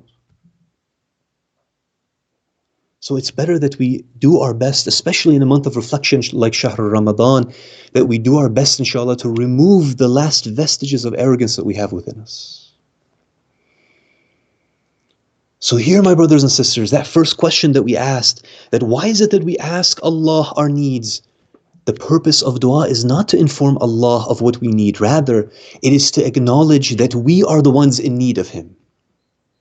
And that through this we break the chains of arrogance, we break the chains of our ego, and we reach that station of humility before Allah subhanahu wa ta'ala. The second question that then comes up is that when I do a dua, is it guaranteed that I receive the answer of what I was asking for? Because remember that verse that we recited, وَقَالَ رَبُّكُمْ أُدْعُونِي أَسْتَجِبْ لَكُمْ, and your Lord says, call upon me, I will answer you. He's saying that I will answer you. If that's the case, then why is it that I have done a dua, but I didn't receive what I asked for? I think we've all done this. We asked Allah for something, we were sincere in our supplication, but we didn't receive that which we asked for. If this is the case, then how do we explain this verse of the Quran? How do we explain it? The problem, my brothers and sisters, is that we have very limited perspective. The perspective we have is very limited. To explain this point, let me answer a few different things, right? There's a few different elements that I need to answer. The first point that I'm going to make is that let's go back to those things that I asked Allah for. Bring to mind all of the du'as that you asked Allah, those things that you wanted from Allah. If we could take all of humanity's list of the things that they have asked the Creator for, and we could kind of make this live feed that it ranks it 1, 2, 3, 4, 5. There is no question that the number one thing that human beings ask for is wealth. It's the number one thing. And if we think back to ourselves, we're probably going to say, yeah, that was probably one of the biggest things that we asked for the most times. But what if Allah knew that if He gave us that wealth, it would destroy us? Because we've seen many people like this, that they receive an amount of wealth suddenly. They win the lottery, for example. They get an inheritance of someone who has passed away, and suddenly, overnight, they're a multimillionaire, and we see that decline that they're going through. What if Allah knew that by giving us wealth, it would destroy us? It's many times the case that we ask Allah for things which are bad for us. We ask for things which would destroy us. And we see others who have received what we were asking for being destroyed. But the problem is that in our du'as, we're a little bit like that child that finds that stash of candy that you've been hiding, that you didn't want them to find. And he continues wanting that candy, and he continues to cry, and you continue to tell him this is bad for you, but he doesn't understand because he has limited perspective. He continues to cry, he continues to plead, why are my parents not giving me what I want? Many of the things that we ask for, my brothers and sisters, they are things that would destroy us. So then how do we explain this verse then? Because the verse is still there, that Allah is saying, ask me and I'm going to answer you. But now it seems as if we're saying that God is only going to give us those things which are good for us. So then how do we explain the verse? The verse is explained through a beautiful tradition from the Ahlul Bayt, that they explain in the following, that whenever the servant, he asks his Lord for something, he's definitely going to be answered. When Allah says something, He answers. But then how? They explain that He will answer you in one of three ways. The first way that He will answer is that He will give you what you have asked for right then and there. And everyone has experienced this, that you do a dua and suddenly you see that it has been fulfilled. You get that job offer. You get whatever it was that you were asking for. So this is number one. Number two, you are going to receive that from Allah, but there's going to be a little bit of delay. Or there may be a lot of delay. Why? Because you might not be ready to receive what Allah wants to give you yet. He's going to give it to you, but He knows that you're not ready. If you receive it now, it's going to destroy you. So you have to be built up first. He's going to wait, and at that moment that you are ready, He's going to give it to you. Your dua has been answered. There's just going to be a time period. And sometimes, my brothers and sisters, there's another element as well of why Allah delays the dua. The element is as follows, that sometimes when we feel that sense of need towards our Creator, it builds that connection that we were speaking out before. And that connection that we have, that closeness that we have with Allah, it is so beautiful, it is so valuable, that it would be a pity to end it so quickly. The need was an excuse. The connection has developed. We have a very powerful spiritual connection with our Creator. And it would be a pity that Allah knows that if I just give it to Him, He's going to go back to that state that He was in before. That spiritual state which is elevated is going to go right back down to normal. And so Allah delays it so that we can continue to have the sweetness of this closeness to Him. That was number two, that He gives but with some delay. Three, the ahadith, they mention that He will give it to you in the akhirah. Again, going back to that issue of limited perspective, the problem that we have is that we see things in the now. I want this now. Allah, He looks, He says, look, this isn't good for you in the dunya. If I give it to you, it will destroy you. If I give it to you, you may become a non-Muslim. If I give it to you, it may destroy your marriage. I'm going to wait and I'm going to give it to you in the akhirah. And the ahadith, they mention something beautiful.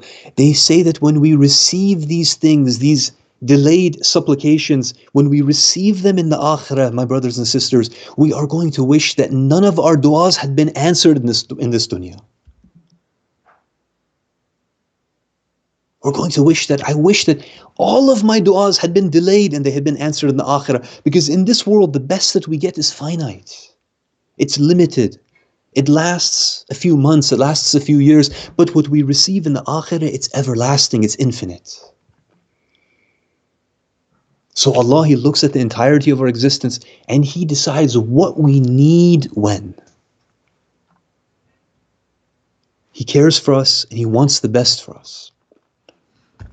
Now the question that comes now, the third question that we want to ask, is are all the du'as that we perform, are they all answered? Is there something which may possibly derail the dua? The answer is that all properly done du'as are answered. But here, my brothers and sisters, there are certain conditions which do derail the dua. That we think we are sending up that dua, but in fact we have destroyed that dua, we have made that dua ineffective. Let me throw an example of how this works in this world. Imagine that you go to the doctor, and the doctor, he tells you that you have gained a lot of weight. Your weight is at an unhealthy level. The doctor, he says that I want you to go to the gym, and you need to spend 1 hour in the gym every single day. If you do this and you do these exercises, you're going to lose weight, and you're going to build muscle, and you're going to become physically healthy. Now just imagine that this individual, he says, okay, I'll go to the gym. But before going to the gym, he makes a stop at Krispy Kreme donuts. And it's 15 minutes before iftar, everyone is hungry.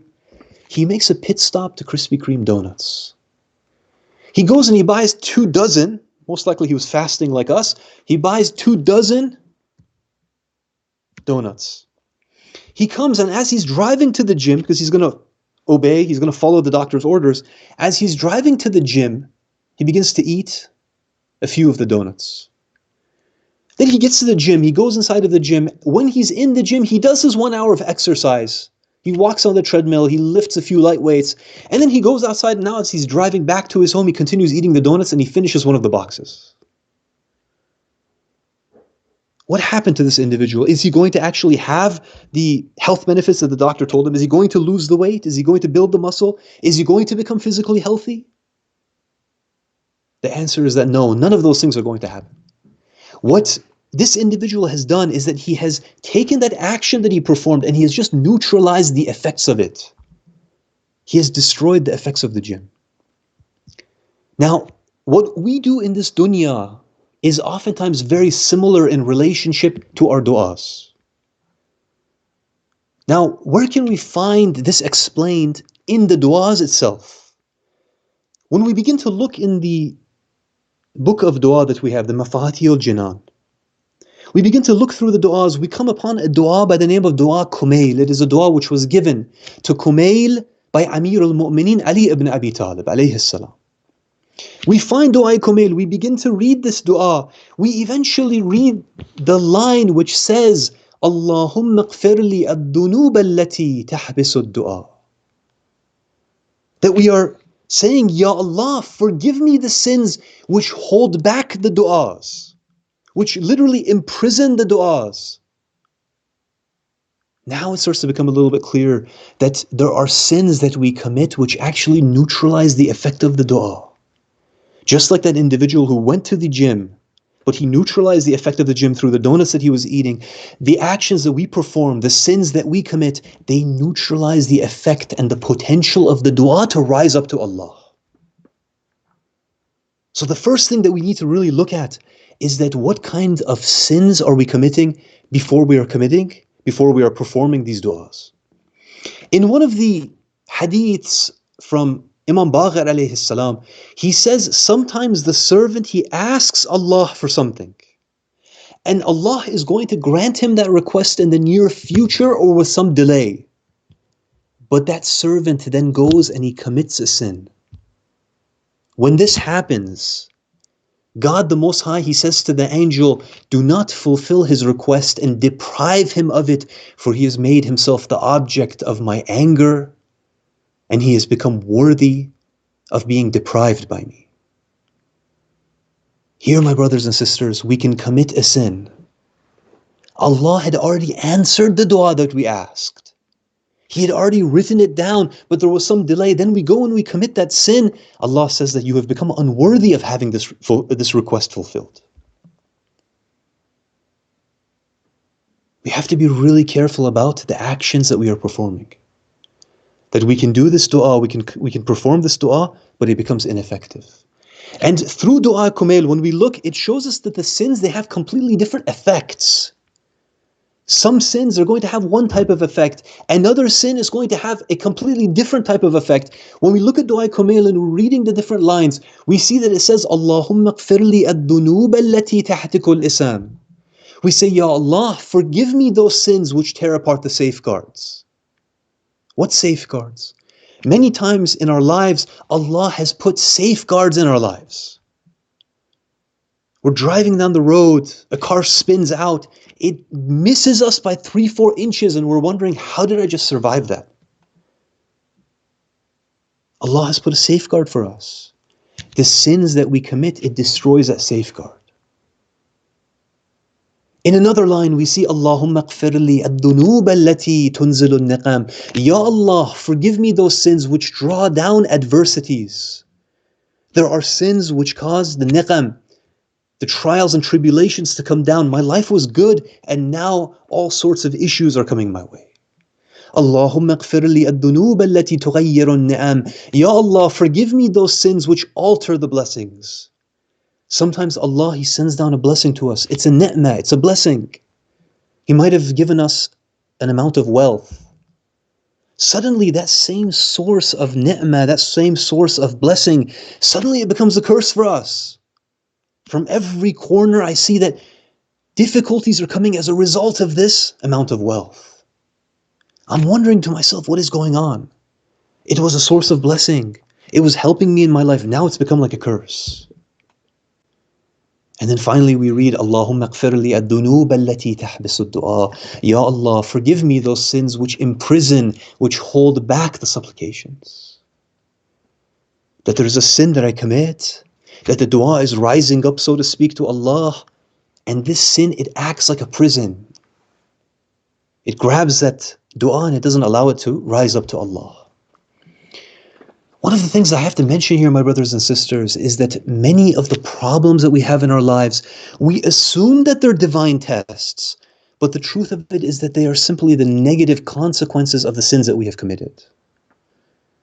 People always assume, they say that, okay, well, this bad thing is happening to me, I'm being tested by God. In many cases, it's not even a test in that sense. It's just the cause and the effect of the things that we have committed. It's the cause and the effect of the way that we have treated others. It's the cause and effect of the haram wealth that we may have acquired. The second thing, my brothers and sisters, which prevents the dua from rising up is that of haram wealth. In the tradition by Rasulullah, he mentions the following beautiful narration.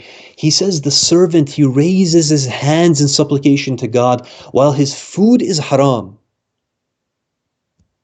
But with such a state, how is it possible for his dua to be accepted? It's a beautiful image that an individual is raising his hands in dua. He's asking Allah for his needs. But Rasulullah, he is saying that, but his food was haram. How does he expect that this dua is going to be accepted? How do we understand this? Let's just conceptualize, let's just imagine it. That an individual, he eats some haram. And by the way, the haram, it can be haram food, or it can be food which has been obtained from haram wealth. It can be both of these things. Just imagine that he takes that haram food and he puts it into his mouth. He begins to chew on that food. He swallows that food. The food goes into his stomach. His stomach begins the process of digesting that food. As the food is digested, the energy begins to spread throughout his body. A portion of it, it goes into the muscle of his tongue. A portion of it goes into the muscles of his hands. A portion of it fuels his brain. A portion of it fuels his feet. Now that individual, he takes that hand which is being fueled by haram. He takes that mind which is being fueled by haram. He takes that tongue which is being fueled by haram. And he is now asking Allah for the things that he needs. But how can Allah accept such a dua? How can Allah accept such a dua? And by the way, when we say haram, what is the basis of haram? Haram is anything which harms the people. Haram is anything which harms ourselves. And so you have earned income through individuals being harmed, and now through that energy that you have acquired from the harm of other individuals, now you are asking Allah for your needs. Is it surprising that such a dua is not going to be answered? In another tradition, Rasulullah, he says that purify your wealth so that your dua can be accepted. For whenever a person eats a morsel of haram, his du'as are not answered for 40 days.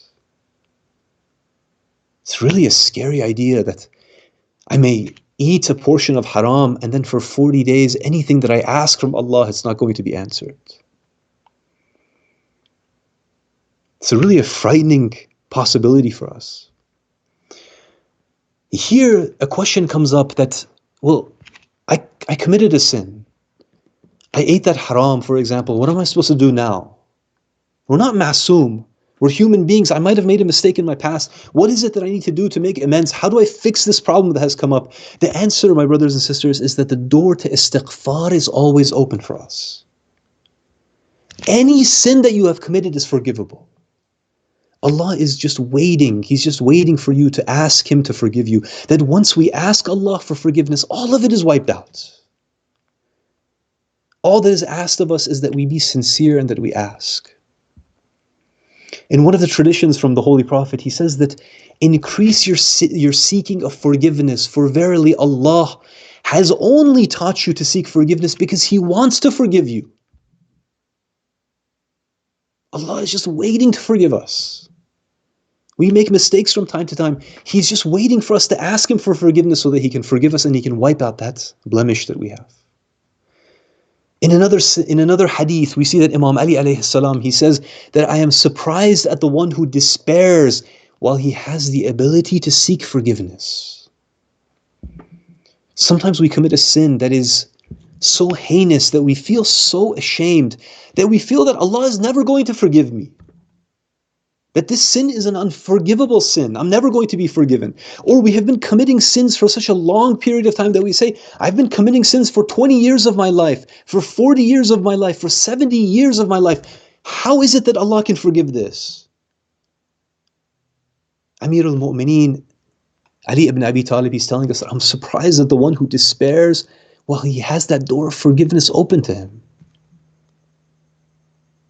And by the way, my brothers and sisters, here I have to mention something, that just as we want Allah to forgive us our sins, we have to be willing to forgive others as well. Many times people do things that are mistakes, just like we do mistakes to Allah. Others also make mistakes towards us. And if we want Allah to be forgiving for us, if we want Him to forgive us our sins, then we have to be able and willing to forgive others their sins as well. This is a very important point to keep in mind. And here, inshallah, I'm going to end with this final point, that Imam Ali, he mentions through the du'as that he has given to us, that some of the most beautiful du'as exist in the school of Ali Muhammad. And this is something that we really have to be cognizant of, and we have to understand the value that Allah, through the blessing of Ali Muhammad, he has given us some of the most beautiful du'as. When you open these books of du'a, you look at Du'a Kumail, you look at the book of Sahif al-Sajjadiyah from Imam Zayn al-Abidin, you look at Du'a Sabah, when you look at Du'a Ahd, when you look at all of these du'as that the family of the Holy Prophet have given to us, we realize that it is some of the most beautiful du'as that exist. And I challenge you and I dare you, I want you to go and compare these du'as that we have, compare them to the supplications of other faiths.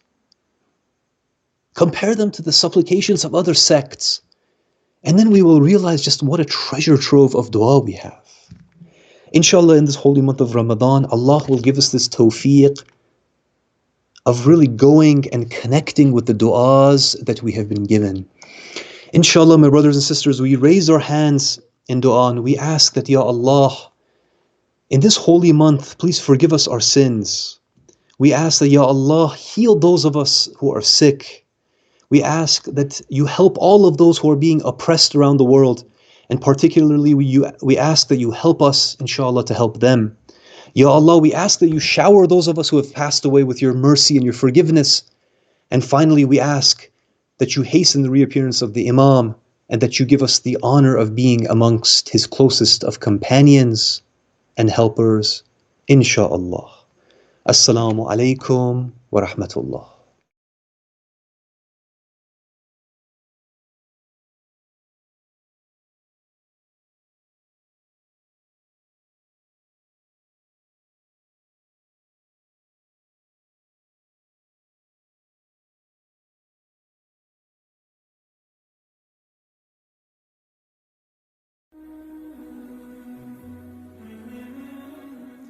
Salamun alaykum wa rahmatullahi wa barakatuh. Dua of the 12th day of the month of Ramadan al-Mubarak. Bismillahir Rahmanir Rahim. With the name of Allah, the All-Compassionate, the All-Merciful. Allahumma zayyinni fihi bis-sitri wal-afaf. O Allah, on this day adorn me with covering and dignity. Wasturni fihi bilibas al-qunu'i wal-kafaf, and cover me with the clothing of contentment and sufficiency. Wahmilni fihi al-adli wal-insaf, and allow me to act upon fairness and justice. وَآمِنِّي فِيهِ مِنْ كُلِّ مَا أَخَافُ, and protect me from all that I fear. بِعِصْمَتِكَ يَا عِصْمَةَ الْخَائِفِينَ, I ask you by your protection, O the protector of the fearful.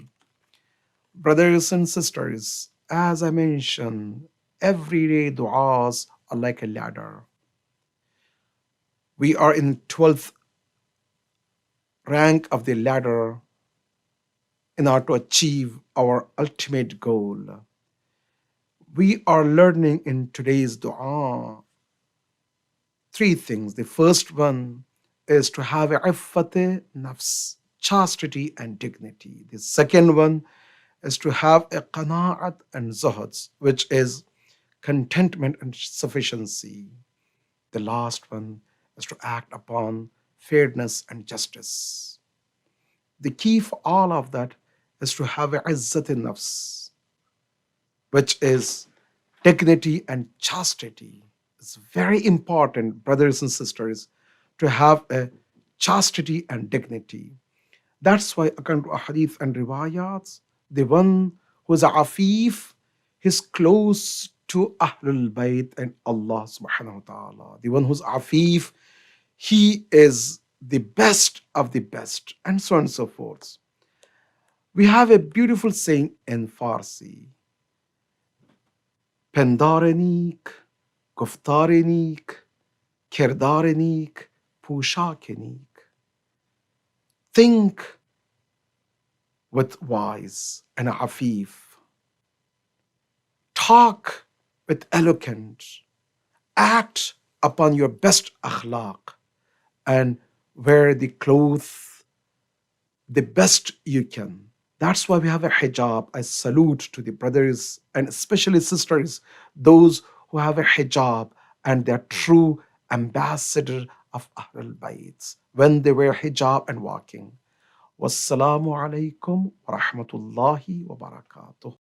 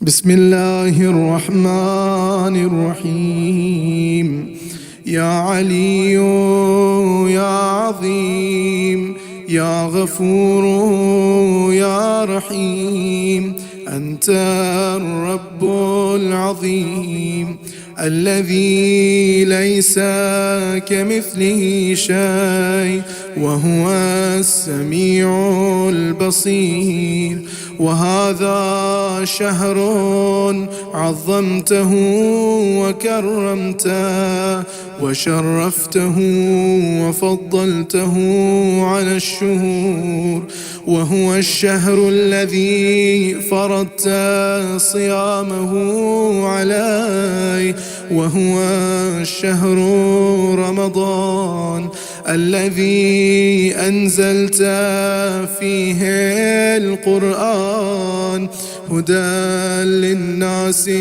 وبينات من الهدى والفرقان وجعلت فيه ليلة القدر وجعلتها خيرا من 1000 شهر فيا ذا المن ولا يمن عليك منا علي بفكاك رغبتي من النار فيمن تمن علي وادخلني الجنة برحمتك يا أرحم الراحمين.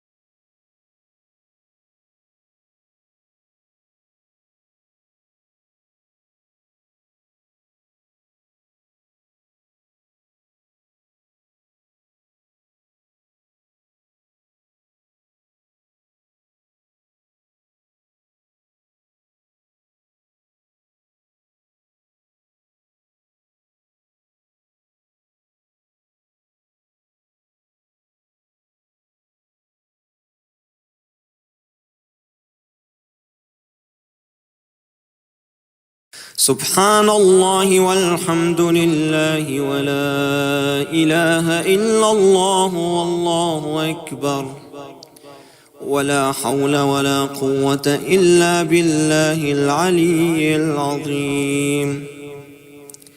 الله أكبر الله أكبر الله أكبر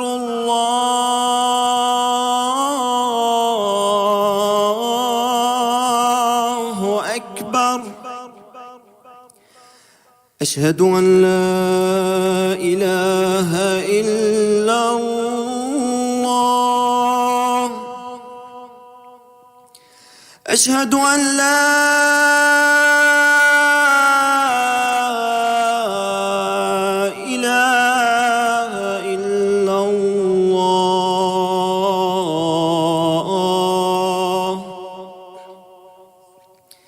أشهد أن محمدًا رسول الله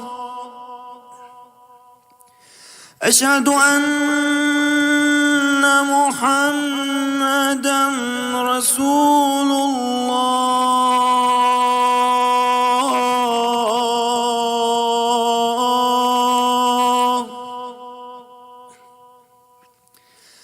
أشهد أن عليا ولي الله أشهد أن عليا أمير المؤمنين وأبناءه المعصومين حجج الله.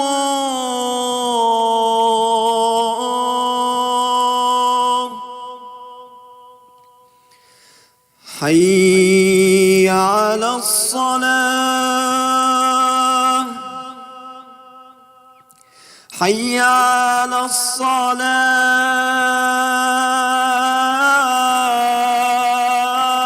الصلاة حي على الفلاح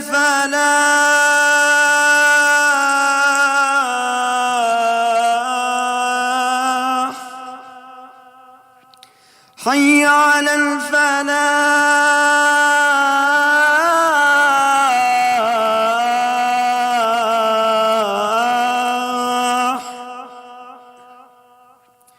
حي على خير العمل حي على